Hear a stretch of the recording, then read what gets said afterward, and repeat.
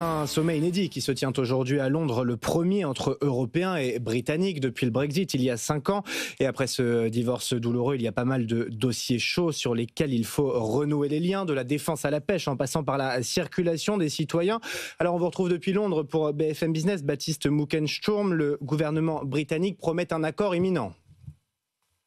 C'est la menace russe et la nouvelle incertitude du soutien militaire des États-Unis qui ont accéléré la tenue de ce sommet parce que depuis plusieurs mois, les Britanniques pressent les Européens et surtout les Français à signer un accord de défense pour une plus grande participation des Britanniques au projet de défense européen. Keir Starmer aurait voulu que cet accord soit signé en dehors de toute autre négociation, mais les 27 ont refusé. Ils veulent tout lier. Alors en échange de cet accord sur la défense, les Européens exigent l'extension de leurs droits de pêche dans les eaux britanniques. Et si le Royaume-Uni ne cède pas, eh bien, les 27 ne faciliteront pas le commerce des produits d'outre-Manche. Autant vous dire qu'ici, beaucoup de chefs d'entreprise s'inquiètent. Ils veulent simplifier les contrôles liés aux échanges avec l'Union européenne pour améliorer à la fois les prix et la disponibilité de leurs produits dans les supermarchés. Enfin, dernier sujet de discorde, la libre circulation des jeunes Européens au Royaume-Uni, que les étudiants de l'Union ne payent pas 3 ou 4 fois le prix des droits d'inscription dans les universités ici,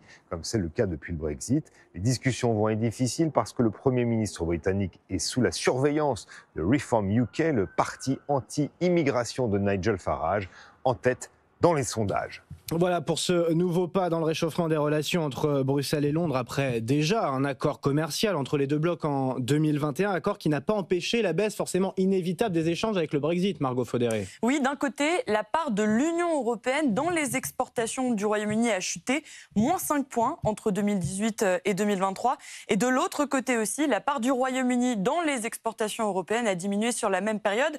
Alors ces chiffres s'expliquent par la mise en place assez mécanique de tout un tas de barrières non tarifaires avec le Brexit, à savoir de nouvelles formalités administratives à remplir, des différences de normes de production, des coûts logistiques aussi. Ces difficultés ont particulièrement affecté le secteur du textile, l'agroalimentaire également, avec un exemple assez symbolique. La chaîne de distribution britannique Marks & Spencer avait annoncé fermer 11 magasins en France, soit plus de la moitié de ces magasins dans l'Hexagone juste après le Brexit, mettant en avant justement la complexité d'approvisionnement. Bon, les échanges ont baissé des deux côtés, mais à la fin, quand même, c'est les Britanniques qui ont le plus souffert.